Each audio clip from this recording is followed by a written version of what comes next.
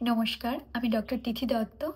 আশা করি আপনারা সকলে খুব ভালো আছেন। প্রথমেই আপনাদের সকলকে জানাই অসংখ্য ধন্যবাদ। আমার লাস্ট ভিডিওটাতে আমি খুব ভালো রেসপন্স পেয়েছি এবং আমি যেটা মেনশন করেছিলাম যে এই টপিকের উপরে একটা টপিক দিয়েছিলাম আমি। টপিকটা ছিল আমার জব অ্যান্ড এডুকেশন রিলেটেড যাদের কোয়ারিজ আছে, তারা কোয়েশ্চেন করলে আমি সেগুলোর আনসার দেবো নেক্সট ভিডিওটাতে। তো সেই রিলেটেড আমি প্রচুর কোয়ারিজ পেয়েছি এবং আজকের ভিডিওটাতে আমি সেই টপিকেই কথা বলবো। বাট আমি কিছু অফ টপিকেও কোয়েশ্চেন পেয়েছি, লাইক আমার হেলথ, স্কিন, ফিটনেস, আরও অনেক কিছু পার্সোনাল কোয়ারিজ। তো সেগুলো আমি নেক্সট যে ভিডিওগুলো করব তখন ওয়ান বাই ওয়ান সেগুলোর আনসার দেওয়ার চেষ্টা করব। কিন্তু আজকের ভিডিওটা যেহেতু জব আর এডুকেশন নিয়ে, তো আমি সেই টপিকের উপর স্টিক থেকেই মোটামুটি সর্ট আউট করে নিয়েছি কোয়েশ্চেন্সগুলো। তো ওয়ান বাই ওয়ান সেগুলোর আমি আনসার করছি। আমি কারো নাম নিচ্ছি না, বিকজ নাম নিয়ে কোয়েশ্চেনগুলো বললে সেগুলো অনেকটা টাইম কনজিউমিং হবে, তো ভিডিওটা অনেক বেশি লেন্দি হয়ে যাবে। তো ফার্স্ট কোয়েশ্চেন যেটা ছিল, এক্সাম প্রিপারেশন কিভাবে নিয়েছিলে এবং কি এক্সাম দিয়েছিলে। আমাদের যেটা পোস্টের নোটিফিকেশন বেরিয়েছিল সেটা হলো recruitment for assistant director of horticulture, এবং এটা 2020 সালে সম্ভবত নোটিফিকেশনটা বেরিয়েছিল। অ্যান্ড ইমিডিয়েটলি আমাদের নোটিফিকেশনটা বেরোনোর পর থেকে আমরা যারা চাকরি, মানে আমি তখন সেকেন্ড ইয়ারে পড়ছিলাম, তো আমরা যারা মোটামুটি একটু সিরিয়াস হয়ে গেছিলাম, না এরপরে সেটেল হতে হবে বা এরপরে চাকরি বাকরি করতে হবে, তো তখন আমার একটু কনফিউশন ছিল অন্য রিলেটেড, সেটা আমি পরে ডিসকাস করছি। বাট যখন আমি শিওর হলাম যে না আমি এই এক্সামটা দেব, তখন থেকে আমি প্রিপারেশন শুরু করে দিয়েছিলাম। অ্যান্ড যেহেতু সেই সময় আমার রিসার্চ ওয়ার্ক এইসব চলছিল, প্লাস ল্যাবের কাজ এইসব চলছিল, তো যখনই আমি সময় পেতাম তখনই পড়াশোনা করতাম। আমি নাইট বার্ড ছিলাম, তো আমি অনেক রাত জেগে পড়াশোনা করতে পারি, বাট সকালে আমার হয় না। তো আমি 3:30 4টে পর্যন্ত জেগে পড়াশোনা করেছি এবং যখনই সময় পেয়েছি তখনই পড়াশোনা করতাম। তো this is how I prepared for my exam. And তো এই কোয়েশ্চেনটাতে উপরে আবার একজন আনসার করেছে যে আমার রিক্রুটমেন্টটা পিএসসি থ্রুতে হয়েছে। সেটা ঠিক আছে, বাট ডিরেক্ট ইন্টারভিউ দিয়ে রিক্রুটমেন্ট হয়েছে, হুইচ ইজ রং। আমাদের শুধু ইন্টারভিউ হয়নি, আমাদের রিটেন এক্সাম হয়েছে এবং সেই এক্সামের হিউজ সিলেবাস ছিল। আর উনি এটাও বলেছেন যে এটা একটা গ্রুপ বি পোস্ট, যেটা খুবই ভুল বলেছেন উনি। এটা একটা গ্রুপ এ গেজেটেড অফিসারের পোস্ট, অ্যান্ড এর পে লেভেল হলো 16। তো এটা ছিল ফার্স্ট কোয়েশ্চেন। সেকেন্ড কোয়েশ্চেন, দিদি তুমি এইচএস এর নাম্বারের ভিত্তিতে বিসিকেভিতে অ্যাডমিশন নিয়েছিলে নাকি আইসিএআর এর ভিত্তিতে? আমার ছিল এইচএস এর নাম্বারের উপর বেস করে আমার অ্যাডমিশন হয়েছিল। তুমি মাধ্যমিক এবং এইচএস এ কত পেয়েছিলে? দেখো, নাম্বারটা আমার মনে হয় খুব বেশি ইম্পর্টেন্ট নয়, যদিও বিসিকেভিতে অ্যাডমিশনের ক্ষেত্রে নাম্বারটা খুবই ইম্পর্টেন্ট, কারণ এখন বোধহয় 94-95% পেয়েও অনেকে মানে অ্যাডমিশন পাচ্ছে না। কিন্তু আমাদের সময়ে অতটা দরকার থাকতো না, মোটামুটি 84-85% পেলেও আর কি চান্স পেত। অ্যান্ড তো আমি এক্স্যাক্ট কত পেয়েছি সেটা আমি বলছি না, বাট মানে মোটামুটি একটা ভালো মার্কস পেয়েছিলাম। তুমি কি চাইল্ডহুড থেকেই পড়াশোনায় ব্রিলিয়ান্ট স্টুডেন্ট ছিলে? না, একদমই না। তবে আমি এটা বলবো, আমি ব্রিলিয়ান্ট স্টুডেন্ট নই, বাট আমি খুব হার্ড ওয়ার্কিং। মানে আমি কনসিস্টেন্টলি, আমার যদি মনে হয় যে না I want to do better, তাহলে আমি সবসময় নিজেকে বেটার করার জন্য যা করণীয় আমি সেটা করতাম। আমার মানে একদম যদি তুমি দেখো, মাধ্যমিক থেকে যদি বলি, মাধ্যমিকও না, ক্লাস 5 থেকে যদি আমি বলি, তো ক্লাস 5 থেকে আমার একদম পিএইচডি পর্যন্ত আমার মার্কস মানে এরম থেকে এরম বেড়েছে, মানে কমেনি কখনো। তো আমি সবসময় চেষ্টা করেছি সেটাকে বাড়ানোর, সেটা যাতে কোনোভাবেই না কমে, সেই চেষ্টাটা আমার ছিল আমার এন্ড থেকে। তো আমি খুব ব্রিলিয়ান্ট স্টুডেন্ট নই, বাট ইয়েস আমি খুব হার্ড ওয়ার্কিং এবং খুব কনসিস্টেন্ট একজন স্টুডেন্ট, যে কনসিস্টেন্টলি খুব হার্ড ওয়ার্ক করে। দিদি হর্টিকালচারে কি কি স্কোপ আছে? হর্টিকালচারে প্রচুর প্রচুর স্কোপ আছে, প্রচুর স্কোপ। মানে একটা জেনারেল লাইনে যত স্কোপ থাকে না, আমার মনে হয় হর্টিকালচার বা এগ্রিকালচার এগুলো টেকনিক্যাল লাইন, তো যে কোনো টেকনিক্যাল লাইন নিয়ে পড়লে তার স্কোপটা অনেকটা বেশি থাকে as compare to general line.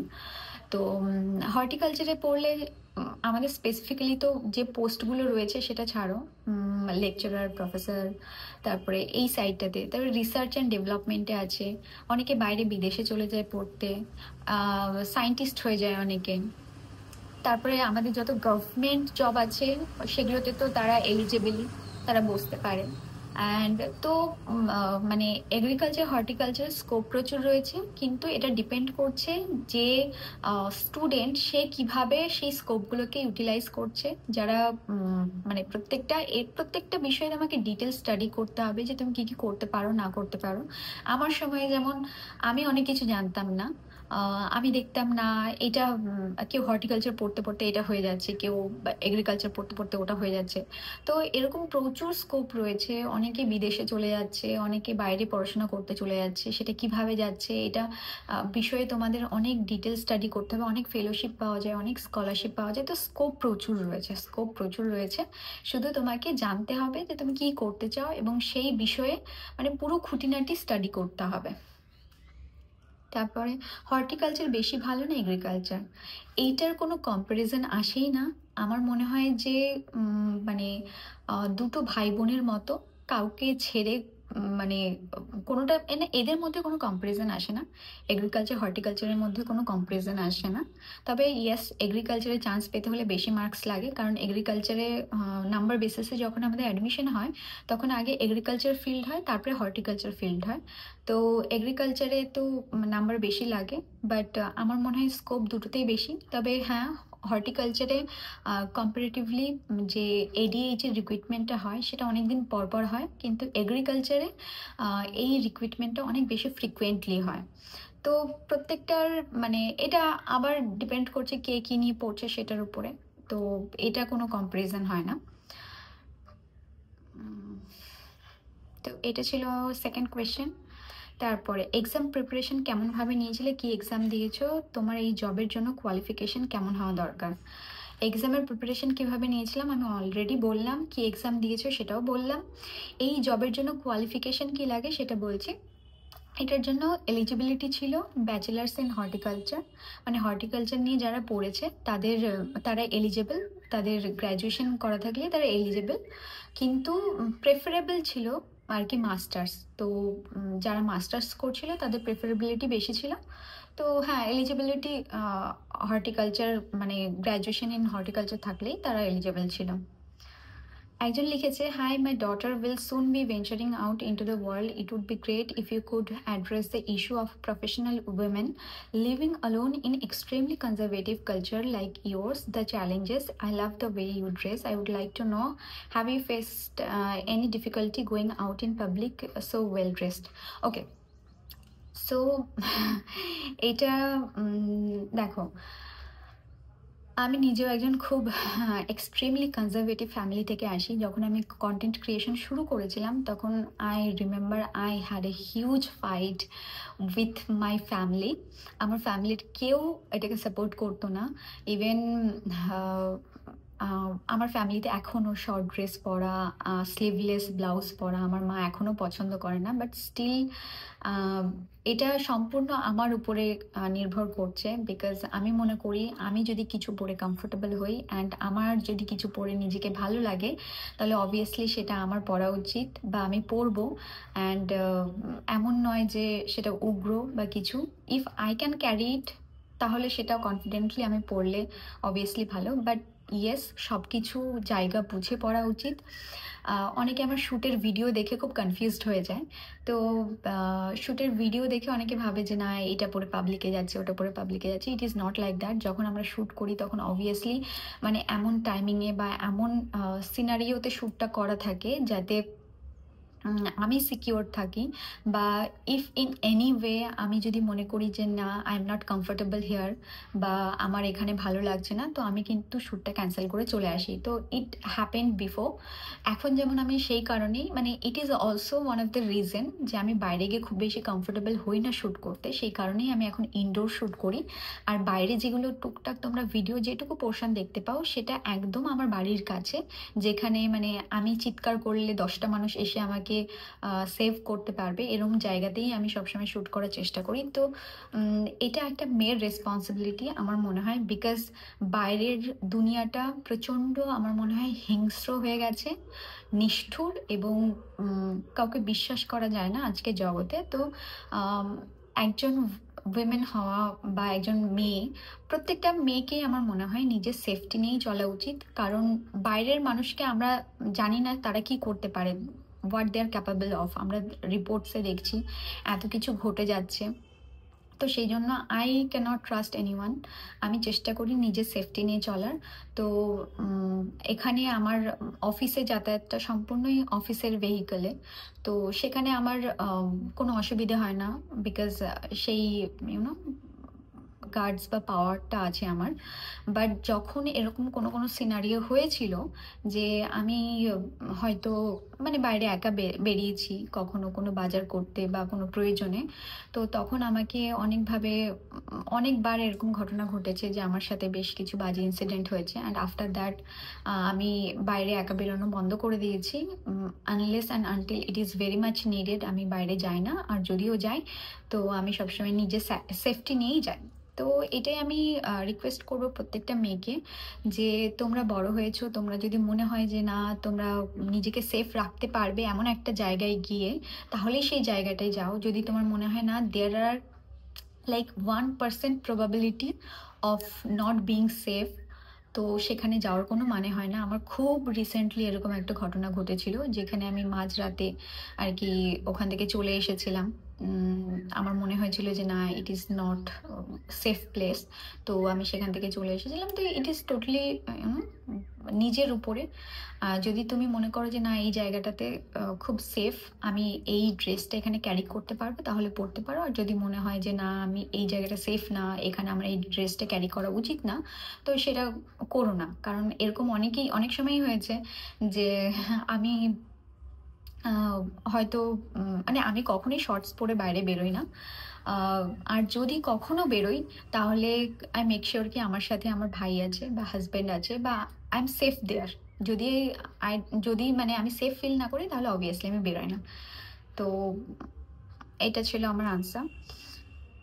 একজন কোয়েশ্চেন করেছে তুমি কোন ইয়ারে পিএসসি দিয়েছো, প্রিপারেশন কিভাবে নিয়েছো, মানে সেলফ স্টাডি, কোচিং, কিভাবে পড়াশোনা করেছে, মানে স্ট্র্যাটেজি।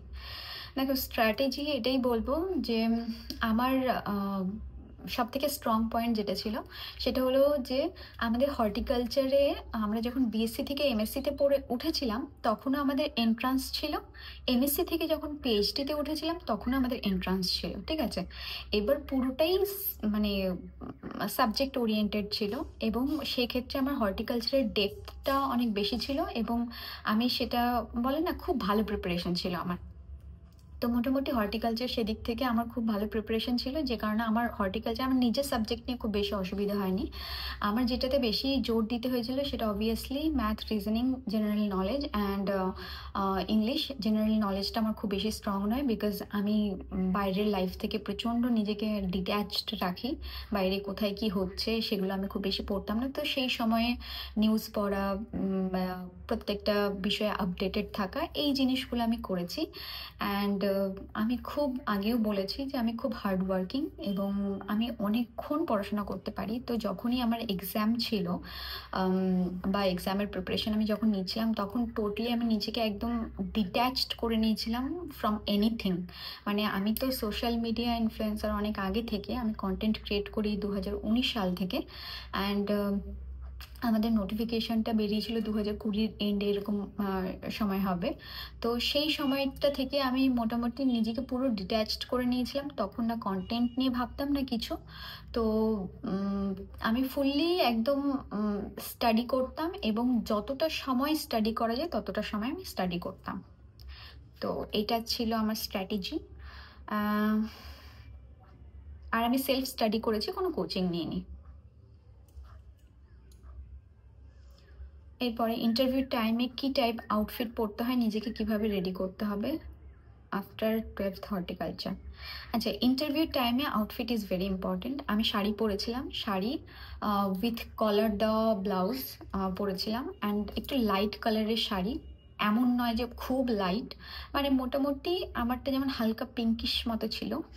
অ্যান্ড একদম বেয়ার মিনিমাম মেকআপ, মানে কোনো মেকআপ নয়, জাস্ট কাজল, একটু পাউডার, একটা ছোট্ট টিপ, সুন্দর করে চুলটা বাঁধা বেনুনি করে। তো এইভাবে আমি করেছিলাম। যে কোনো ইন্টারভিউ দেওয়ার সময় আমার মনে হয় একটু ডিসিপ্লিন ওয়েতে নিজেকে রিপ্রেজেন্ট করা ভালো। কোনো যেন মানে দেখে, ক্যান্ডিডেটকে দেখে খুব বেশি উগ্র মনে না হয়। তার জুতো থেকে শুরু করে সব কিছু খুব সাটেল হওয়াটা ইজ ভেরি ইম্পর্ট্যান্ট। দিদি, তুমি কি সেলফ স্টাডি করেছিলে? আমি এটা আগেই বললাম যে আমি কোচিং নিইনি, সেলফ স্টাডি করেছিলাম। কোন কোন সাবজেক্টের উপর বেশি ফোকাস করতে হবে একটু বলো। আমি যে মানে এক্সামটা দিয়েছি হর্টিকালচার, এই হর্টিকালচারের যদি তুমি এডিএইচ হতে চাও বা যদি তুমি হর্টিকালচার নিয়ে পড়ো, তাহলে অবভিয়াসলি তোমাকে হর্টিকালচারের উপরেই বেশি জোর দিতে হবে। মানে তোমাকে হর্টিকালচারের সাবজেক্টটার উপরে খুব বেশি স্ট্রংলি জোর দিতে হবে এবং সেটা তোমাকে স্ট্রেংথ বানাতে হবে। বাকি তো ওগুলোতে একটু মানে পাস মার্কস পেলেও হবে, কিন্তু মেইন সাবজেক্টে তোমাকে যেন মানে ভালো প্রিপারেশন থাকে তোমার। দিদি, আমি এখন ক্লাস 10-এ পড়ছি, আমি গভর্নমেন্ট জব করতে চাই বড় হয়ে। আর স্পেশালি আমার প্যারেন্টস আমায় সায়েন্স স্ট্রিম নিয়ে এগোতে বলেছেন। তা আমি ডক্টর বা ইঞ্জিনিয়ারিং ছাড়া একটু ডিফারেন্ট কিছু করতে চাই। সো আমার রিকোয়েস্ট একটু রাখো, অ্যান্ড আমায় তোমার ক্যারিয়ার রিলেটেড 12th-এর পর কিভাবে প্রিপারেশন নিলে একটু জানিও। যেটা আমি বললাম, আমি তো এইচএসের পরে মার্কসের উপরে বেস করেই বিসিকেভিতে অ্যাডমিশন নিয়েছিলাম। তো বিসিকেভিতে প্রথমে কিন্তু আমি বিসিকেভিতে পড়তাম না, প্রথমে আমি কেমিস্ট্রি নিয়ে ভর্তি হয়ে গেছিলাম অলরেডি মালদা কলেজে। দেন ওখানে ভর্তি হওয়ার পরে তারপরে আমি জানতে পারলাম যে এগ্রিকালচারে আর কি এগ্রিকালচারের কাউন্সিলিং পরে ছিল, 1 মাস পরে। তো আমি যখন হর্টিকালচারে চান্স পেলাম, প্রথমে এগ্রিকালচারে চান্স পাইনি, আমি হর্টিকালচারে চান্স পেয়েছিলাম। তো হর্টিকালচারে যখন চান্স পেয়েছিলাম তখন আমি ফার্স্ট আমার একজন রিলেটিভকে ফোন করেছিলাম যে হর্টিকালচার থেকে, আমি জানতাম না তখন হর্টিকালচার কি, আমি এগ্রিকালচারটাও জানতাম না। তো আমাকে সেই রিলেটিভই, মানে আমার জিজু, সেই আমাকে বলেছিল যে এগ্রিকালচার হর্টিকালচার খুব ভালো একটা মানে সাবজেক্ট এবং খুব ভালো স্কোপ আছে। তুমি যদি অবভিয়াসলি বিসিকেভিতে চান্স পাও তাহলে অবভিয়াসলি ওখানে ভর্তি হয়েও। তো সেই আমাকে বলেছিল, তিথি তোমার ভালো মার্কস আছে, তুমি অ্যাপ্লাই করে রাখো, যদি চান্স পাও তাহলে সেটাতেই পড়ো। তো অবভিয়াসলি জেনারেল লাইন থেকে আমি বলবো, যদি তুমি মেডিকেল বা ইঞ্জিনিয়ারিংয়ে না যাওয়ার, যদি তোমার মনে হয় যে না তুমি একটু আলাদা কিছু নিয়ে পড়তে চাও, তাহলে এগ্রিকালচার হর্টিকালচার বেস্ট অপশন।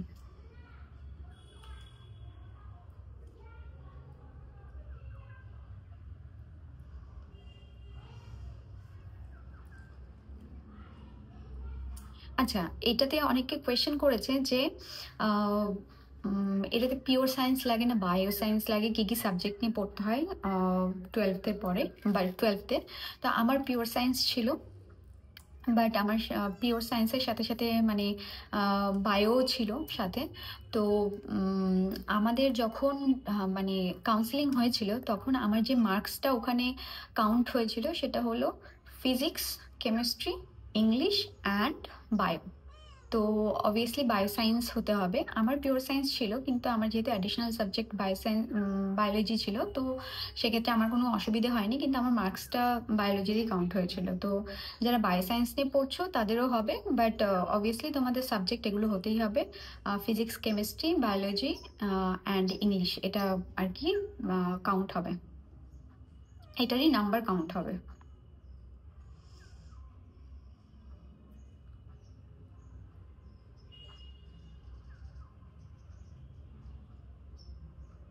এই কোয়েশ্চেনটাই অনেকে করেছিল, এই তুমি এই লাইনে পড়ার জন্য মাধ্যমিকের পরে কি নিয়েছিলে? আমি বললামই মাধ্যমিকের পরে আমার পিওর সায়েন্স ছিল, অ্যাডিশনাল সাবজেক্ট বায়োলজি ছিল। তো ইয়েস। একজন কোয়েশ্চেন করেছে, তোমার হাজবেন্ডের তো গভর্নমেন্ট প্রাইমারি স্কুল আর তুমি বাইরে থাকো, আমার হাজবেন্ডের কাছ থেকে আমি প্রায় 450 কিলোমিটার দূরে থাকি, তো স্পাউস গ্রাউন্ডে কি কাছাকাছি পোস্টিং নেওয়া সম্ভব কি না? ইয়েস, নেওয়া সম্ভব, উইদিন 100 কিলোমিটার নেওয়া যায়, বাট স্টিল মানে এটা সবসময় যে হবে তার কোনো মানে নেই। আমি যেমন এটা আমার ফার্স্ট পোস্টিং পূর্ব মেদিনীপুরে। এখন সেকেন্ড পোস্টিংটা আমি প্রেয়ার দিতে পারি, বাট সেখানেই হবে কি না সেটা কনফার্ম বলা যাবে না, কারণ এটা ডিপেন্ড করে ওখানে ভ্যাকেন্সি আছে কিনা ওই জায়গাটাতে, বা ওখানে নিয়ে যাওয়া পসিবল হবে কিনা, এগুলো অনেক কিছুর উপরে ডিপেন্ড করে। তো ইট ইজ নট লাইক কি সবসময় করা পসিবল, ডিপার্টমেন্ট টু ডিপার্টমেন্ট এটা ভ্যারি করে। আমার ডিপার্টমেন্টে এরম এরম মানে নিয়ম আছে যে 100 কিলোমিটারের মধ্যে স্পাউসের গ্রাউন্ডে যাওয়া যায়, কিন্তু সেটার অ্যাপ্লিকেশন আর কি আমি এখনো করিনি, ইন ফিউচার করব।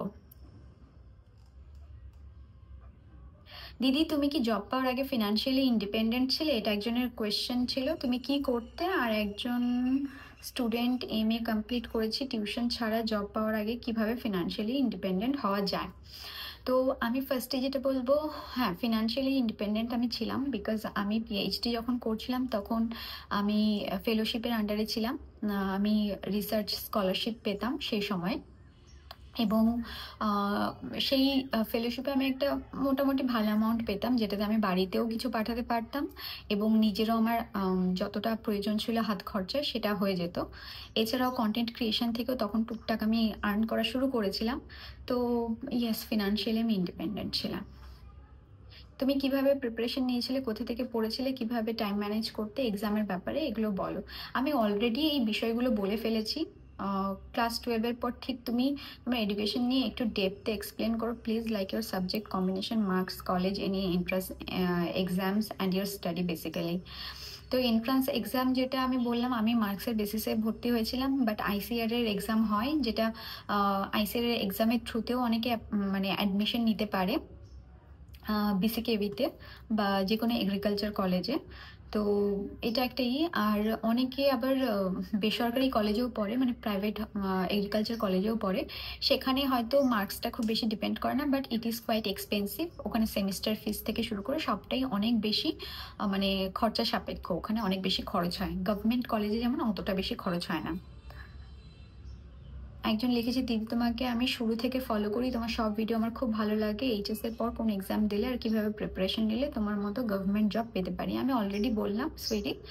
তো অ্যান্ড এক্সাম দিয়েছিলে, আর এই পজিশনে আসার জন্য কি বিষয়ে, এই বিষয়ে যদি একটু কথা বলো। দেখো, এই পজিশনে আমার তো মানে ট্রুলি যদি আমি বলি, তো আমি আসলে ভাবিনি যে আমি অ্যাজ অ্যান ADH হিসেবে জব করব। তো যখনই আমরা হায়ার স্টাডি করি তখনই আমরা সবসময় ভাবি যে না, হায়ার স্টাডি করলে আমরা এডুকেশন লাইনেই এগোবো, ইন ফিউচার প্রফেসর হব। তো আমারও চিন্তাভাবনা এরমই কিছু ছিল। কিন্তু যাই হোক, সেই সময় যেহেতু আমাদের এই নোটিফিকেশনটা বেরিয়েছিল অ্যান্ড চাকরির যে আকাল এসছিল, সেই সময়ে আমাকে আমার যিনি গাইড ছিলেন প্রফেসর অরূপ চট্টোপাধ্যায়, রিমেম্বার, আমি ওনাকে জিজ্ঞেস করেছিলাম যে স্যার আমি কি করব, আমি বুঝতে পারছি না, আমি কি এই এক্সামের জন্য বসবো নাকি আমি মানে PhD করে একজন মানে অ্যাসিস্ট্যান্ট প্রফেসর এইসবের দিকে এগোবো। তো স্যার আমাকে বললেন যে তিথি দেখো, এখন মানে গভর্নমেন্ট থেকে কোনো রকম, কোনো গভর্নমেন্ট ইউনিভার্সিটি থেকে এখনো কোনো রিক্রুটমেন্ট হচ্ছে না, আর তোমাকে ঢুকতে হলে প্রাইভেট কলেজে ঢুকতে হবে। আর এটা খুব ভালো একটা জব, খুব ভালো পোস্ট, গ্রুপ A গেজেটেড অফিসারের পোস্ট। তো আমার মনে হয় তোমার এটা, যেহেতু অনেকদিন পরে নোটিফিকেশন বেরিয়েছে, তো তোমার অবভিয়াসলি এই পরীক্ষাটাতে বসা উচিত, এবং তুমি চেষ্টা করবে যেন এই জবটা তুমি পাও। তো স্যারের সাজেশনেই আমি বসেছিলাম, মানে ডিটারমাইন্ড হয়েছিলাম যে না, আমি সিরিয়াসলি এই পরীক্ষাটা দেবো অ্যান্ড আমি এটা নিয়েই এগোবো। আদারওয়াইজ আমার আরও ফার্দার স্টাডি করার ইচ্ছে ছিল, আমার বাইরে যাওয়ার ইচ্ছে ছিল। আমি ভেবেছিলাম আমি পোস্ট ডক করতে বাইরে যাব, অ্যান্ড অনেক কিছু আমি ভেবেছিলাম, যাই হোক সেটা হয়নি। আমার বিদেশে পড়তে যাওয়ার খুব ইচ্ছে ছিল, মোদ্দা কথা। তো আমি ভেবেছিলাম আমি PhD করার পর পোস্ট ডক করতে আমি বাইরে যাব, কোথাও একটা ভালো জায়গা থেকে করব। তো আমার মোটামুটি রিসার্চ এগুলো সবই করা হয়ে গেছিলো, বাট যেহেতু জবটা পেয়ে গেছিলাম আমি, তো আর সেই দিকে যাওয়া হয়নি। 2025-এ এগ্রিকালচার বা হর্টিকালচার কেরিয়ার হিসেবে কতটা স্কোপ আছে? স্কোপ জেনারেল লাইন থেকে বেশি আছে বলে আমার মনে হয়, কারণ সেখানে তুমি জেনারেল লাইনের যে অপশনসগুলো আছে বা যে এক্সামগুলো তুমি দিতে পারবে, তার সাথে সাথে তুমি নিজের সেক্টরের যে এক্সামসগুলো আছে সেটাও দিতে পারবে, যেটা জেনারেল লাইনের স্টুডেন্টরা দিতে পারবে না। তো স্কোপ অনেকটা বেশি আছে। আমার মনে হয় তুমি যদি চান্স পাও তাহলে অবশ্যই তুমি ভর্তি হতে পারো। 12th সাবজেক্ট আর কলেজের পর হর্টিকালচার নিয়ে জবের জন্য প্লিজ বলো কিভাবে এগোবো, জব, এক্সাম, ইন্টারভিউ এটসেট্রা। দেখো, প্রথমে তো আগে চান্স পাওয়াটা ইম্পর্টেন্ট। এখন যেহেতু মার্কসের বেসিসে, তো আমি বললামই, মানে এখন সিনারিও এমন হয়ে গেছে 94-95% মার্কস পেয়েও অনেকে পাচ্ছে না। তো যদি চান্স পেয়ে যাও, একবার যদি চান্স পেয়ে যাও, তারপরে আমার তরফ থেকে তোমার কোনো গাইডেন্সের দরকার হবে না, দ্যাটস ফর শিওর।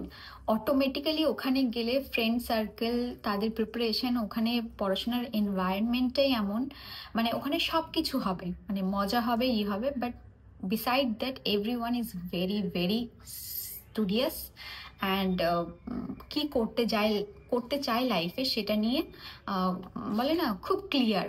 তো অবভিয়াসলি মানে এক আধজন ছাড়া মোটামুটি সবাই, আমার দেখা সবাই এগ্রিকালচার বা হর্টিকালচার নিয়ে প্রত্যেকে দাঁড়িয়ে গেছে এবং এভরিওয়ান ইজ ডুইং ফাইন। তো স্কোপ আছে, তোমরা চাইলেই পড়তে পারো। দিদি, আমি এবার আইসিআর এর এক্সাম দেবো, এক্সামের প্রিপারেশনের ব্যাপারে কিছু বলো। সত্যি বলতে দেখো, আমি তো আইসিআর এক্সাম দিয়ে ঢুকিনি, তো এটার প্রিপারেশন কিভাবে কি নিতে হয় সেটা আমি বলতে পারবো না। তবে তোমরা একটু ডিটেল স্টাডি করো ইসের উপর, মানে এখন তো ইউটিউবে সব কিছুই পাওয়া যায় মোটামুটি, বা যারা অলরেডি চান্স পেয়েছে তাদের কাছ থেকে, তাদের যদি টাচে থাকো তোমরা তাহলে মোটামুটি জানবে। বাট হ্যাঁ, এগ্রিকালচারে চান্স পাওয়ার জন্য বেসিক এগ্রিকালচার জানা দরকার, আইসিআর এর এক্সামে যেটা দরকার পড়ে।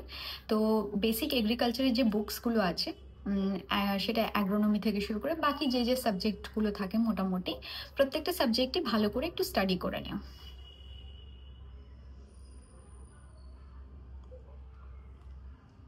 একজন বলেছেন, I want to know about your PhD paper topic selection and little bit journey of this part. তো পিএইচডির আমার টপিক ছিল সেটা হলো ইনফ্লুয়েন্স অফ গ্রাফটিং অন টমেটোর উপরে।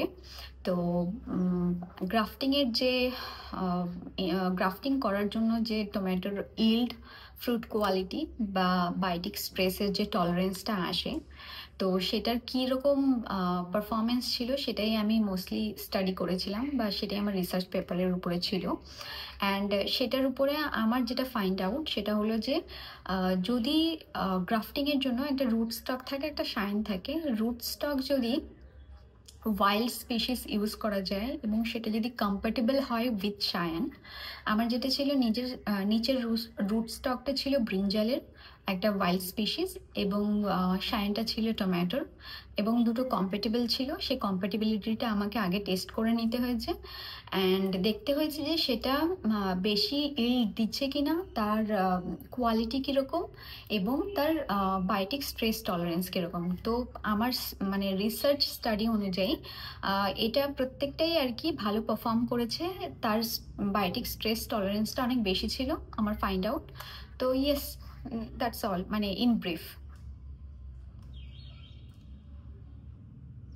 তুমি জব করছো কত বছর হলো, আর যখন কন্টেন্ট ক্রিয়েটর হিসেবে কাজ শুরু করেছিলে তখনকার অভিজ্ঞতা কী ছিল? আমি জবটা বলছি, কন্টেন্ট ক্রিয়েশন নিয়ে আমি আজকে বলছি না, অলরেডি ভিডিওটা 28 মিনিট হয়ে গেছে। এনিওয়ে, তো আমি জব পেয়েছি, আমি ঢুকেছি 2022 সালের জানুয়ারি মাসে, আমার জয়নিং ছিল 3rd জানুয়ারি। তো ইয়েস, 3 বছর প্লাস আর কি হয়েছে। মাস্টার্সে যে কোনো সাবজেক্টের পড়ার পর কি হর্টিকালচার নিয়ে পিএইচডি করা যাবে? No, definitely. হর্টিকালচার নিয়ে তোমার পিএইচডি করতে হলে তোমার মানে বিএসসি ইন হর্টিকালচার হতে হবে। নমস্কার দিদি, আমার হোমটাউন পূর্ব মেদিনীপুর। আমাদের বাড়িতে পান চাষ হয়। কিছু ইয়ার্স আগে ইয়ার স্টর্ম হয়ে পুরো 4খানা বোরো নষ্ট হলেও গভর্নমেন্ট থেকে কোনো হেল্প এলো না। দেখো, ইয়াসের ঘটনাটা আমার এখানে জয়েনিংয়ের আগে হয়েছিল।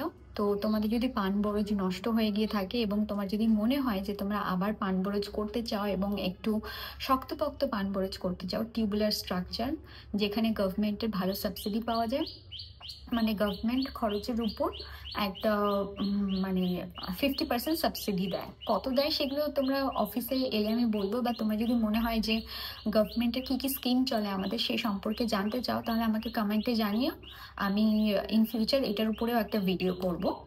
তো তোমাদের যদি মনে হয় যে না একটা টিউবুলার স্ট্রাকচার যেটা মানে ঝড়টর হলে ভেঙে যাওয়ার চান্সেস খুব কম, এরকম একটা স্ট্রাকচার করবে, তাহলে তোমরা আমাদের ডিস্ট্রিক্ট হর্টিকালচারের অফিসে আসতে পারো, এবং সেখানে আমাদের যে প্রজেক্ট আছে যার উপর 50% সাবসিডি পাওয়া যায়, সেটা দিয়ে তোমরা কিন্তু প্রজেক্টটা ইমপ্লিমেন্ট করতে পারো। দিদি, ডব্লিউবিসিএস পরীক্ষার জন্য কতটা পরিশ্রমের প্রয়োজন? প্রচুর পরিশ্রমের প্রয়োজন, প্রচুর। মানে তোমাকে সব কিছু ভুলে গিয়ে যখন তুমি চাকরি করবে বা হোয়াট এভার ইজ ইয়োর গোল, আমার মনে হয় যখনই তোমাদের একটা প্রিফিক্সড গোল থাকবে, তখনই সেই গোলটা যতক্ষণ না অ্যাচিভ করছো ততক্ষণ ওই হয় না ঘোরাতে দেখবে তুমি সাইড দিয়ে এরকম ঢাকা থাকে, সো দ্যাট তাদের ফোকাসটা সামনের দিকে থাকে, এদিক ওদিক না চলে যায়। তো ওরম মানে যখন তোমার একটা গোল ফিক্স থাকবে তখন তোমাকে সেই গোলের দিকেই এগোতে হবে। তখন এদিক ওদিক মানে না ভেবে তুমি যতটা বেশি ফোকাস থাকবে, যতটা বেশি তার পেছনে হার্ড ওয়ার্ক করতে পারবে, তত ইজিলি কিন্তু সেই জিনিসটা অ্যাচিভ করতে পারবে। তো ইয়েস, অনেকটা পরিশ্রমের প্রয়োজন, এবং সেই পরিশ্রমটা আশা করি তুমি করবে। যদি হর্টিকালচার নিয়ে পড়তে গেলে কি সায়েন্স সাবজেক্ট থাকতে হবে? ইয়েস, থাকতে হবে। আর হর্টিকালচারের স্যালারি কত? আমি তো বললামই পে লেভেল 16, মানে বেসিক পে তোমার 56,100 থেকে 1,44,000 পর্যন্ত। তো ভালো স্যালারি আছে। Yes ma'am, please do share your strategy and how long you take to clear the exam through which you have been selected. আমার প্রিপারেশন 1 বছরের ছিল। 1 বছরে বলা ভুল হবে, বিকজ আমার সাবজেক্ট অলরেডি আমার পড়া ছিল, যেটা বিএসসি এমএসসিতে আমি পুরো ওটা পড়েছি। তো না, অনেক দিনেরই প্রিপারেশন ছিল, কিন্তু একদম ফোকাসড হয়ে আমি যেটা পড়েছি সেটা একদম পুরো ধরো তুমি 1.5 বছর। বিসিকেভি কলেজের রিভিউ দাও প্লিজ। বিসিকেভি আমি আজকে যা সবটাই বিসিকেভির জন্য। তো বিসিকেভি ইজ এভরিথিং, মানে আমি যতটুকু অ্যাচিভ করেছি সবটাই আজকে আমার ইউনিভার্সিটির জন্য। সেখান থেকে আমি অনেক শিখেছি, একটা বেটার হিউম্যান হয়েছি। অ্যাজ এ স্টুডেন্ট আমি একজন বেটার স্টুডেন্ট হয়েছি। আমি আজকে যে জায়গায় দাঁড়িয়ে আছি সেটাও বিসিকেভির জন্য। বিসিকেভির যদি তোমরা এনভায়রনমেন্ট, ওখানকার কালচার এসব জিজ্ঞেস করো, তো বিসিকেভি খুব ভালো একটা জায়গা। আমার প্রচণ্ড শান্তিপ্রিয় লাগে। ওখানে গেলে একটা আটমোস্ট পিস আমি ফিল করি। I miss my university so much. ওখানকার হস্টেল লাইফ,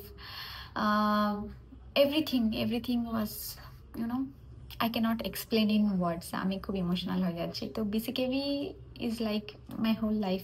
মানে আমার লাইফের যতটুকু বেস্ট পার্ট ছিল পড়াশোনার লাইনের, সেটা বিসিকেভিতে ছিল। মানে বিসিকেভিতে আমি 9 বছর ছিলাম। তো 9 বছর আমি সবটা দেখেছি, সবটা ফিল করেছি, মানে মজা করা থেকে শুরু করে পড়াশোনা করা, এভরিথিং। তো বিসিকেভি লাইফটা একদম আলাদা ছিল। অ্যান্ড বিসিকেভির এনভায়রনমেন্ট একদম হয় না, একদম পিওর এনভায়রনমেন্ট, ওরকম হয় না, মানে নেচারে ভর্তি, কোনো পলিউশন নেই। বিসিকেভি ওরকম একটা জায়গা। তোমরা যদি কখনো যাও ক্যাম্পাসে, ইউ লাভ দ্য ক্যাম্পাস। মানে ক্যাম্পাস ঢুকলে একটা আলাদা রকমের শান্তি পাওয়া যায়, একটা আলাদা রকমের কামনেস আছে। তো বিসিকেভি সম্পর্কে বললে আমি শেষ করতে পারবো না। এনিওয়ে, তো yes, you are so beautiful. দিয়ে খুব ভালো লাগলো। তুমি ভালো থেকে এগ্রিকালচার নিয়ে পড়াশোনা করতে গেলে সায়েন্স থাকাটা জরুরি। ইয়েস, সায়েন্স থাকাটা জরুরি, আমি অলরেডি বললাম। হর্টিকালচার নিয়ে পড়তে গেলে কি সাবজেক্ট থাকতে হয়? বায়ো সায়েন্স থাকতে হয়, আমি বললামই। আচ্ছা, একজন কোয়েশ্চেন করেছে যে কতগুলো কিরম কি পড়াশোনা হয় হর্টিকালচারে। তো আমি বলি আমাদের সেমিস্টার থাকে, 4 বছরের কোর্স বিএসসি, এবং 4 বছরে আমাদের প্রত্যেকটা বছরে 2টো করে সেমিস্টার থাকে, এবং প্রত্যেকটা সেমিস্টারে মোটামুটি 10টা থেকে 11টা করে সাবজেক্ট থাকতো। তো আর প্রত্যেকটা সাবজেক্টে আবার ইউনিট টেস্ট থাকতো, মানে 3টে করে ইউনিট টেস্ট, একটা করে এন্টার্ম। তো মানে এরকম হতো যে 6 মাসে দেখা যাচ্ছে আমরা প্রতিদিনই এক্সাম দিচ্ছি, মানে একটুও সময় পাচ্ছি না। Rotation wise every year we are only giving exam দেওয়ার পরে 1-2 দিনে ফাঁকা পাচ্ছি, আবার শুরু হয়ে যাচ্ছে। তো এরকম মানে খুব ওখানে প্রচণ্ড পড়াশোনার প্রেশার। মানে আমার মনে হয়েছে যে ওখানে যারা সিরিয়াসলি পড়াশোনা করে তাদের কাছে পড়াশোনার প্রেশারটা আছে, কারণ ওখানে প্রচুর এক্সাম, প্রচুর সাবজেক্ট থাকে প্রত্যেকটা সেমিস্টারে। আর এর মাঝেও যদি তুমি মজা করতে চাও তাহলে ইয়েস অবভিয়াসলি এর মাঝেও মজা করা যায়। আমার গ্র্যাজুয়েশন মাস্টার্স কমপ্লিট, টিচিং জবে এখন পসিবল না। আমার সাবজেক্ট হিস্ট্রি, কোন গভর্নমেন্ট? দেখো, হিস্ট্রি নিয়ে তুমি পড়েছো ঠিক আছে, বাট ওটা না মানে আমি যেহেতু পড়িনি, আমি খুব বেশি জানি না যে হিস্ট্রি নিয়ে করলে কি কি হওয়া যায়, তো এটা আমি ঠিক বলতে পারবো না। দিদি, তোমার কাছ থেকে আমি ভীষণ ইন্সপায়ার্ড। আমি 2025-এ একজন ক্যান্ডিডেট, এইচএস ক্যান্ডিডেট, অ্যান্ড তোমার কাছ থেকে ইন্সপায়ার্ড হওয়া আমি ফিউচারে এগ্রিকালচার ফিল্ডে যেতে চাই। তুমি প্লিজ তোমার ক্লাস 12-এর পর থেকে কিভাবে অ্যাডমিশন নিলে, থ্রু আইসিআর নাকি এইচএস নাম্বার? আমি অলরেডি বললাম যে আমি এইচএসের নাম্বারের উপর বেস করে নিয়েছি, বাট এখন যেহেতু এইচএসের নাম্বারটা অনেক বেশি প্রয়োজন, আমাদের সময় 85%-এও পাওয়া যেত, বাট এখন 85% আমার মনে হয় না পাওয়া সম্ভব বিসিকেবিতে চান্স। বাট যদি তোমরা কোনো প্রাইভেট কলেজে পড়তে চাও, মানে যদি ফ্যামিলির সে সামর্থ্য থাকে, তাহলে অবভিয়াসলি তোমার প্রাইভেট কলেজ থেকেও করতে পারো। আর যদি তোমার নাম্বার খুব ভালো থাকে, নাম্বার এর উপর বেস করে যদি তুমি অ্যাডমিশন নিতে পারো, দেন তো ইট ইজ অ্যাবসলিউটলি মানে ফাইন। তো এটা বেস্ট অপশন, কারণ তাতে তোমার খরচা অনেক কম পড়বে গভর্নমেন্ট কলেজে পড়লে। Did you pursue science in 11th 12th? Not what subject? Just curious. আমি বললাম তো আমার পিওর সায়েন্স ছিল, মানে ক্লাস 10th-এর পর। ক্লাস 11-এ পড়ছি। আচ্ছা, এগুলো রিপিটেডই কোয়েশ্চেন আছে মোটামুটি। তারপরে question, can you share your preparation journey for government job and PhD admission? আচ্ছা, পিএইচডি অ্যাডমিশনের জন্য অনেকে বলছে আমার নেট কোয়ালিফাই করা আছে কিনা। ইয়েস, আমার নেট কোয়ালিফাই করা আছে। আমি যখন মাস্টার্স করছিলাম, immediately after completion of my masters degree আমি নেট কোয়ালিফাই করেছি, and with very good marks. আমার নেট কোয়ালিফিকেশান মানে মানে নেট আর কি কোয়ালিফাইড। অ্যান্ড আমাদের যে পিএইচডির অ্যাডমিশন হয়েছিল, সেটা হয়েছিল আমাদের এন্ট্রান্সের উপর বেস করে। সেটাও একটা অল ইন্ডিয়া এন্ট্রান্সের মতো, এবং সেই এন্ট্রান্সের উপর বেস করে আর কি কোন ডিপার্টমেন্টে তুমি যাবে সেটা, না কোন ডিপার্টমেন্ট না সরি, সেই এন্ট্রান্সের উপর বেস করে তুমি ইউআরএস পাবে, মানে ফেলোশিপ। ওটার উপর ডিপেন্ড করে কতগুলো, প্রত্যেকটা ধরো মাস্টার্সে একটা ডিপার্টমেন্টে ফর সে 20 স্টুডেন্টস রয়েছে, ঠিক আছে, কিন্তু পিএইচডিতে সিটটা খুব লিমিটেড হয়ে যায়। ধরো পিএইচডিতে হয়তো কোনো পার্টিকুলার ডিপার্টমেন্টে 4টা সিট আছে বা 5টা সিট আছে বা 3টে 4টে, মানে ওখানে তো পিএইচডি যেহেতু লং টার্ম না, তো ওখানে অত বেশিই থাকে না। তো তখন সেই অ্যাডমিশনটার জন্য একটা তোমার এন্ট্রান্স এক্সাম থাকে, এবং সেই এন্ট্রান্স এক্সামের উপর বেস করে তোমার কে কি স্কলারশিপ পাবে, এগুলো অনেক কিছু ভ্যারি করে। তো সেই স্কলারশিপের জন্য মানে এন্ট্রান্স দিতে হয়, এবং অ্যাডমিশনের জন্য আর কি এন্ট্রান্সটা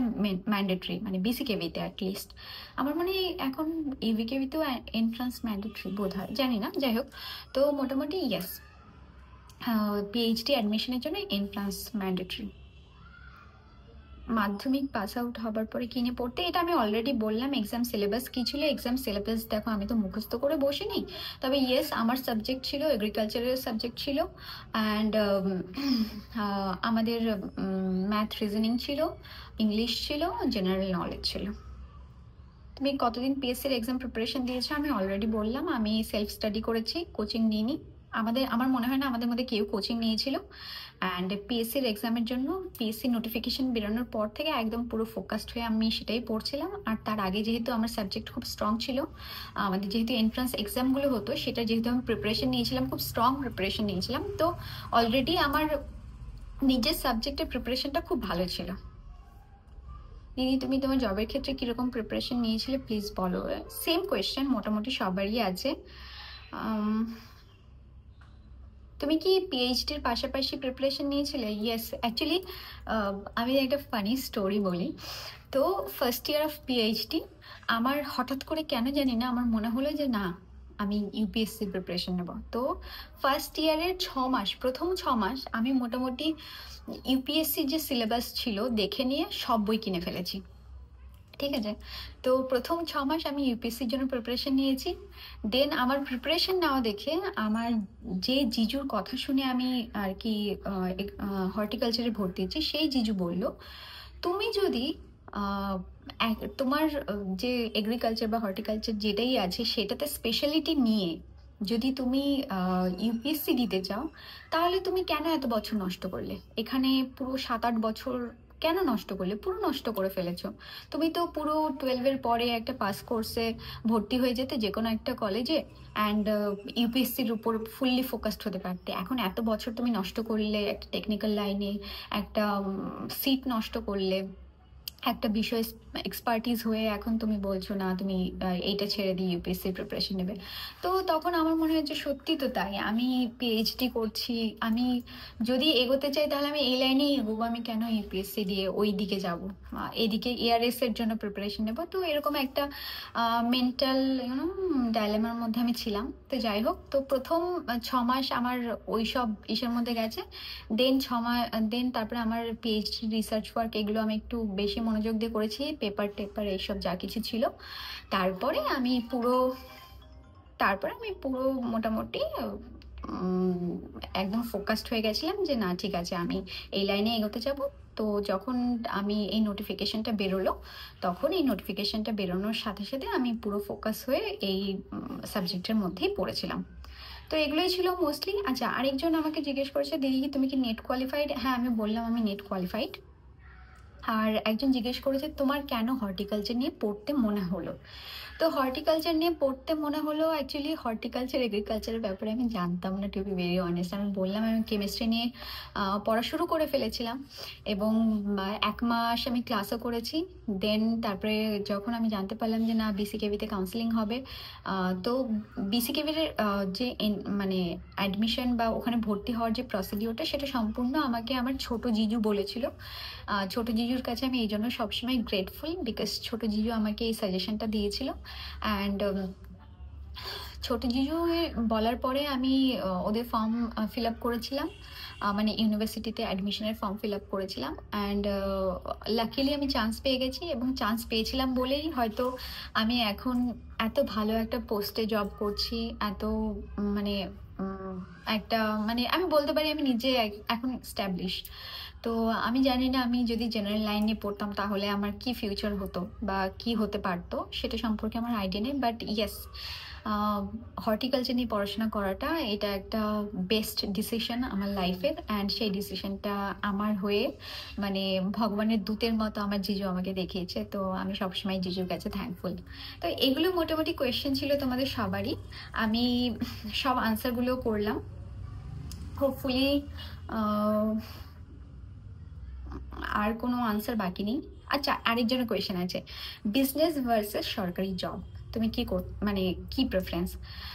সরকারি জবে ঠিক আছে, আই ফিল কি সরকারি জবে ইউনো সেই রিল্যাক্সেশনটা আছে যে হয় না, একটা মেন্টাল স্টেবিলিটি থাকে।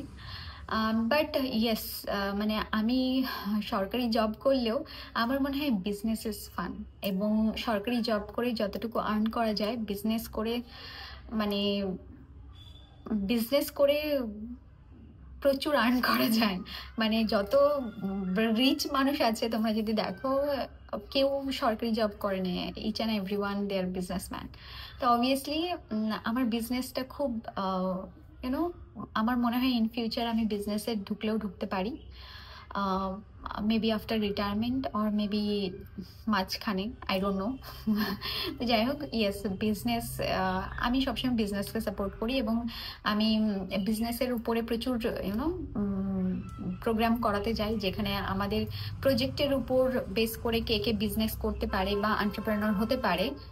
প্লিজ ব্যাকগ্রাউন্ড নয়েজটাকে অ্যাভয়েড করো, বিকজ এটা ডিরেক্টলি আমার ক্যামেরাতে রেকর্ড হচ্ছে, অ্যান্ড আমি কোনো আমার যা ভয়েস সেটা ডিরেক্টলি এখানে ক্যামেরাতেই রেকর্ড হয়, বা যদি ভয়েস ওভার দিই সেটাতে, এটা কিন্তু কোনো ভয়েস ওভার অ্যাপের মাধ্যমে করা নয়। তো ইয়েস, অ্যান্ড বিজনেস খুব ভালো একটা অপশন, যদি কেউ প্রপার নলেজ থাকে, প্রপার ভিশন থাকে, তাহলে সে বিজনেস করে অনেক দূর এগোতে পারে, যেটা জবের ক্ষেত্রে স্টেবিলিটি থাকতে পারে, বাট বিজনেস আই থিঙ্ক বিজনেসে গ্রোথ অনেক বেশি। আরেকজন এটা আমি অফ টপিকে কথা বলবো, বাট একজনের একটা কমেন্ট আমার খুব অস্বস্তিকর লেগেছে। Hello pretty lady, I think you are too much established lady, no need to show off your body, please respect your service post. Firstly thank you ma'am, Ratna Chatterjee বলেছে এটা। Firstly thank you ma'am for understanding my post. Obviously আমি একটা respectful job করি, but that does not define me as a person.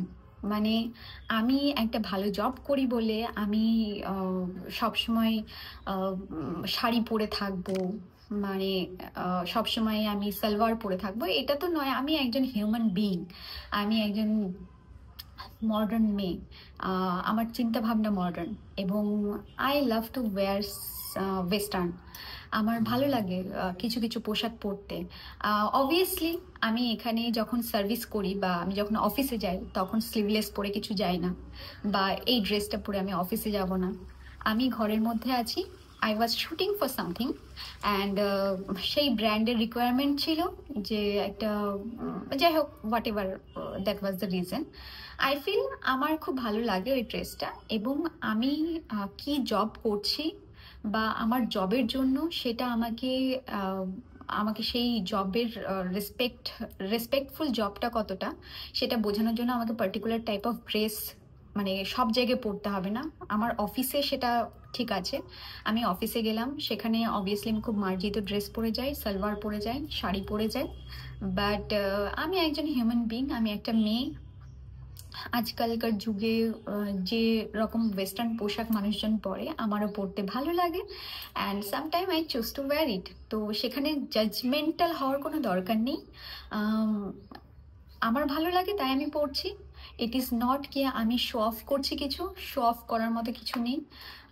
Each and every one they have beautiful body, and সেখানে show off করার মতো জায়গা নেই। It's just how they own it, ঠিক আছে? তো যদি কেউ কিছুতে কমফোর্টেবল হয় পরে, I think they should wear it, এবং there is nothing wrong about it. তো আমার মনে হয় এরকম ধরনের কমেন্ট করা উচিত না। Thank you so much for your comment, but I think তোমার একটু মাইন্ডসেটটা এদিক থেকে চেঞ্জ করা উচিত, বিকজ ইউনো আমি শুধুমাত্র অ্যাসিস্ট্যান্ট ডাইরেক্টর অফ হর্টিকালচার নই, আমি একজন influencer, and being an influencer অনেক কিছু সেখানে আমাকে নিজেকে অন্যভাবে রিপ্রেজেন্ট করতে হয়। আমাকে অনেক ব্র্যান্ডের কাজ করতে হয়, যে ব্র্যান্ডের কাজগুলো করার জন্য পার্টিকুলার টাইপ অফ ড্রেস আমাকে পরতে হয়। তো এগুলো আমি জাস্টিফাই করতে চাইছি না, বাট ইট ইজ দ্যাট আমি শুধুমাত্র একজন এডিএইচ নই, আমি একজন মেয়ে, আমি একজন ওয়াইফ, আমি একজন ইনফ্লুয়েন্সার, এবং আমি ওয়েস্টার্ন পড়তে ভালোবাসি। আমি যদিও ওয়েস্টার্নের উপর খুব বেশি ভিডিও বানাই না, বাট আগে আমি বানাতাম, অ্যান্ড ইন ফিউচারে আমি আবার একটু একটু করে ওয়েস্টার্ন বানাবো। তো I hope you all will like it, and thank you so much everyone. আজকের ভিডিওটা প্রচণ্ড বেশি লেন্দি হয়ে গেল, সো আই হোপ তোমাদের যা কোয়ারিজ ছিল সেগুলোর আনসার আমি দিতে পেরেছি। থ্যাংক ইউ সো মাচ, নমস্কার।